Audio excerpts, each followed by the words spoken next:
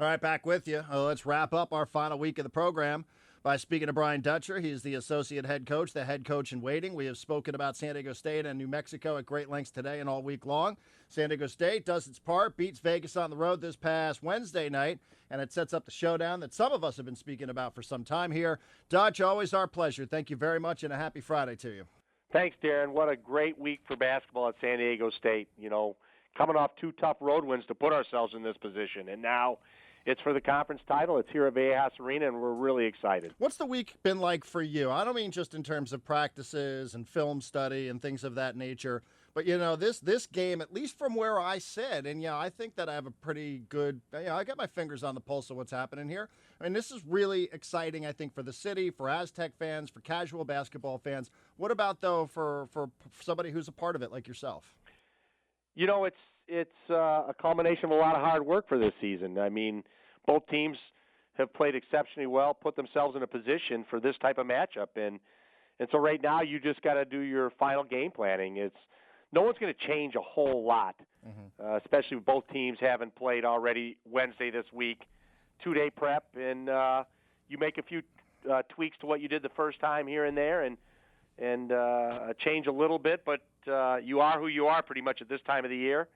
And hopefully we'll play inspired basketball in front of a raucous blackout crowd here at Viejas and come out victorious. Well, are you getting hit up a lot, though, for tickets? I mean, this is a tough ticket. I mean, people have asked us for tickets. Have you been getting hit up for that? That's where the experience comes in. I know when not to answer the phone. So there'll be a lot of calls returned after the game. Oh, I didn't know you wanted tickets. Just thought you wanted to catch up. So I don't put people in a position to even feel like they can ask me. You know how this is, Darren. There are no tickets for this game, and that's whether you're a coach, administrator, the ticket lady. There are no tickets, so I don't put myself in a position where I have to tell people no. We're talking to Brian Dutcher. He's the associate head coach, the head coach in waiting, San Diego State, New Mexico, coming up 7 o'clock tomorrow night from Viejas, as Dutch mentioned there, and I know it was brought up yesterday afternoon. It will be a blackout inside of Viejas Arena. Everybody's encouraged to wear all black. That's all black, right? Does that include the coaches, too? Well, I was probably going to wear a black suit anyway, so I think I'll be fine. I'll go with a white shirt and red tie, though. I'm not going to go all black. No, you're not going to pull a Patino where he went all white there at Louisville? No Patino. No, I guess Larry Brown went all black, someone said. Black shirt, black tie. I don't know if that happened or not. I heard Coach Fisher on an interview, so no, we're not going Johnny Cash. We're going to honor the blackout protocol, but I don't know what the real rules for a blackout is. Dutch, they just make them up as they go. Everybody wear black. That's what everybody needs to know. Show up tomorrow if you're going to the game, wear black in San Diego. Dutch, tomorrow also, though, I mean, there's so much on the line here. It's, not only the conference championship. I think you can make an argument that the Mountain West Conference Player of the Year might be on the line tomorrow. But before we get to that, it's also senior night, and it's one of my favorite things in all of sports as a college sports fan. I love senior night no matter what's the sport, baseball, football, basketball. And with respect to Josh Davis, I'd like to ask you about Xavier Thames and everything that he's meant to your program, because he really has. I mean, whether it's just been the emergence this year of the way he's played and how important he's been, I think you can make a case that Xavier has really been one of the most important players in program history.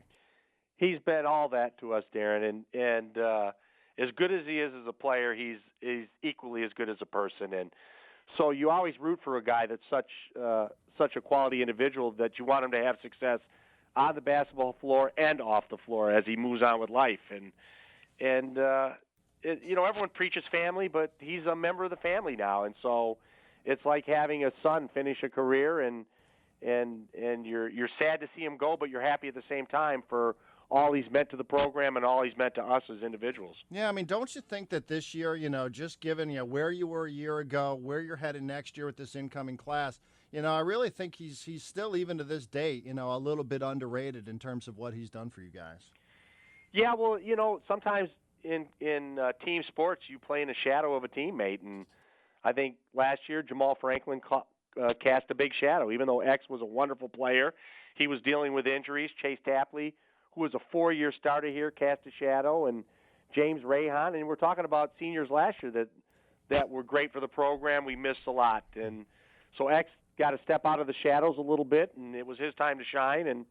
and he made the most of his opportunity, and not individually, but as a team, what he did was good for the whole team. It wasn't just doing things for himself to highlight himself. He basked in the glory of the team's success, and when that happens, it makes everybody look good. Last thing I'll ask about Xavier Thames, and we'll move on and we'll talk about New Mexico. He also just seems to be one of the more high IQ guys, respectfully, because you've had some really high IQ guys like Brandon Heath and DJ Gay, and I'm sure I'm leaving some other players out. But he really just seems to understand the game a lot more than you would think for a player who's his age. Yeah, and I think that goes a lot to his upbringing. His dad, Ray, is a real basketball mind. You can talk basketball with his father, and so where he got it from. He got that from an early age from his parents, and learning how to do things the right way, and learning the game of basketball. And hopefully we did our small part to continue his development. But a lot of that goes to his background, being raised as a basketball player and learning the game at an early age, probably from his father would be my guess. Well, that'll be something else there on Saturday night to watch that before the game. We're talking to Brian Dutcher, the associate head coach and the head coach in waiting. So it comes down to this here, Dutch. Let me ask, how much time have you spent this week or since you guys played at the Pit in New Mexico? Is there a lot to be learned from the game tape when you guys lost 58-44? I think we learned a lesson as soon as that game was over, and it's what happens to a lot of teams, Darren. We didn't move the ball good enough in that game offensively, and a lot of that was direct result of falling behind. And when you fall behind, players they think they can. Their intentions are good, but they try to get you back in too big a hurry. And so I think we got a little bit rushed at times offensively. We didn't move the ball like we should have. We learned that lesson immediately. So hopefully this game at the offensive end will show greater patience against a team that's going to pack the paint. They're going to have 5 defenders, gapped up in the paint and make it hard for us to get in there. And so we have to move the ball. We have to maybe make a perimeter shot, and we have to move the defense a little more.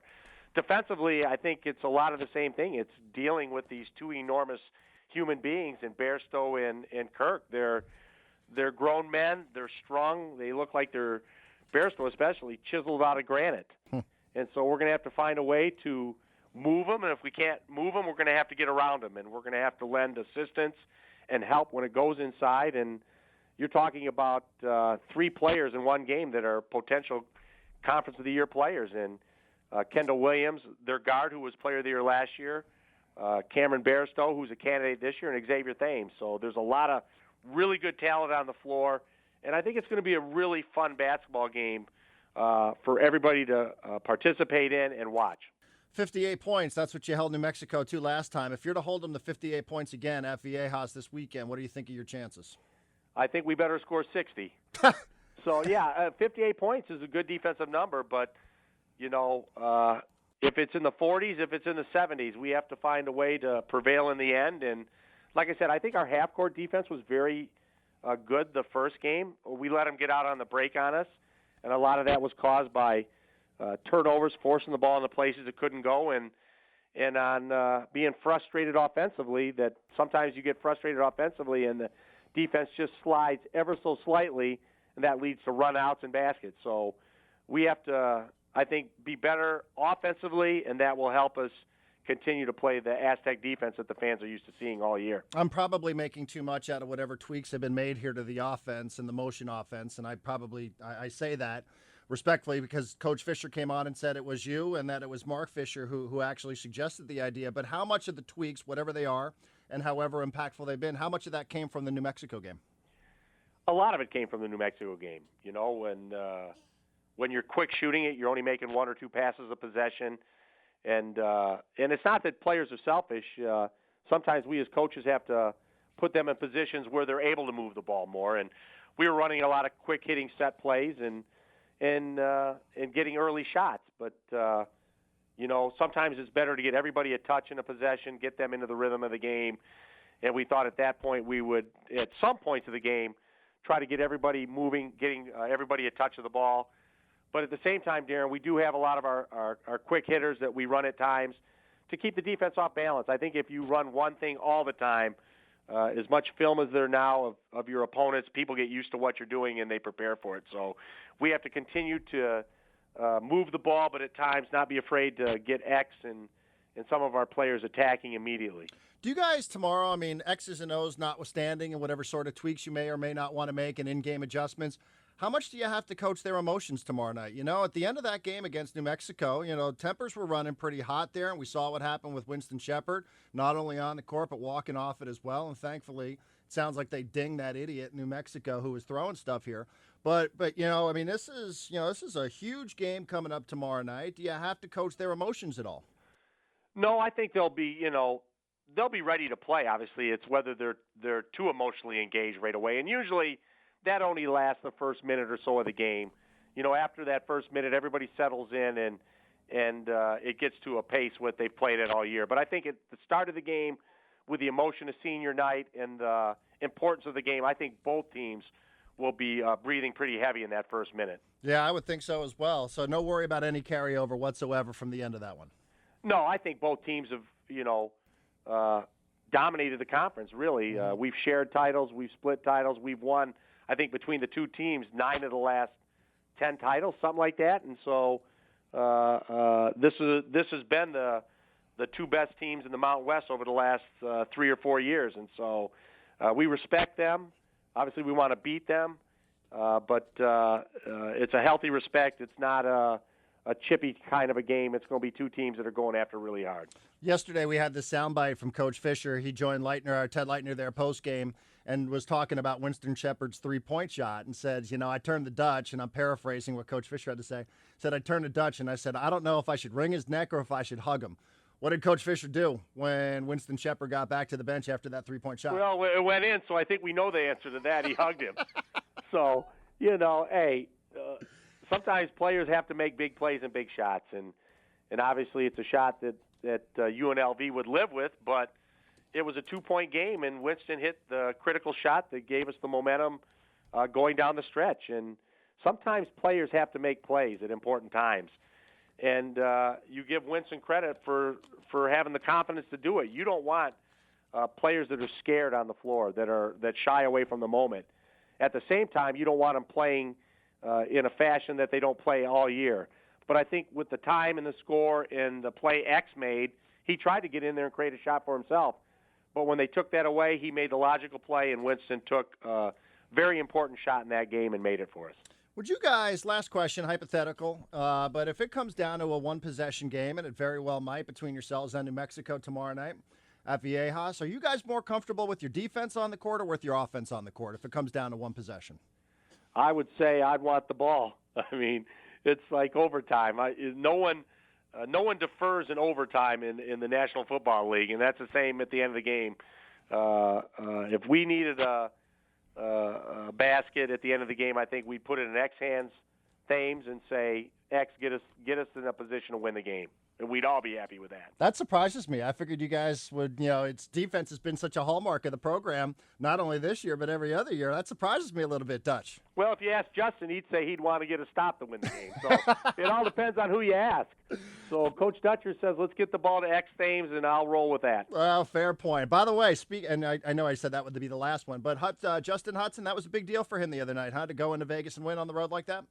Yeah, it's always, he had so much to do with the success of their program at Vegas and recruited a lot of guys. So it's hard, much as it was when he came back to San Diego State after initially leaving us to go to Vegas. So when you have emotional ties both ways, it's always a little harder to deal with. I think he did a really good job of managing his emotions in the game. I'm sure they were there, but obviously none more happy to get the win than Justin Hudson. Well, Dutch, good luck tomorrow night. I mean, it's all coming down to this here tomorrow night at Viejas Arena in your building. It should be an unbelievable crowd. The blackout, as you mentioned earlier, in case people aren't up to speed on that, everybody's encouraged to wear black to Viejas tomorrow.